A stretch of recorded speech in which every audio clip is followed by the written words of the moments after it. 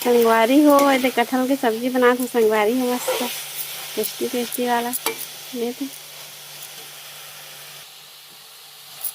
इस सीजन में ना संगवारी हो, ये साल में हमन बहुत कम बना, मतलब ये तीसरा बार हो ही कटहल की सब्जी बनाते होते हैं। नहीं तो अगले मतलब पहले ना बहुत खातन, सप्ताह में एक बार तो जरूर खातन संगवारी हो। इस बार है तीसरा बार हरे और देसी वाला ही संगवारी हो है। तो छोटे छोटे दिखा थे ये हाइब्रिड वाले है ना, एकदम बड़े बड़े लंबा लंबा रखे, ज़्यादा मस्त नहीं लगे हो। ये अच्छा लगता संगवारी हो तो ये मस्त सूखा ऐसे ही बनाना है संगवारी हो।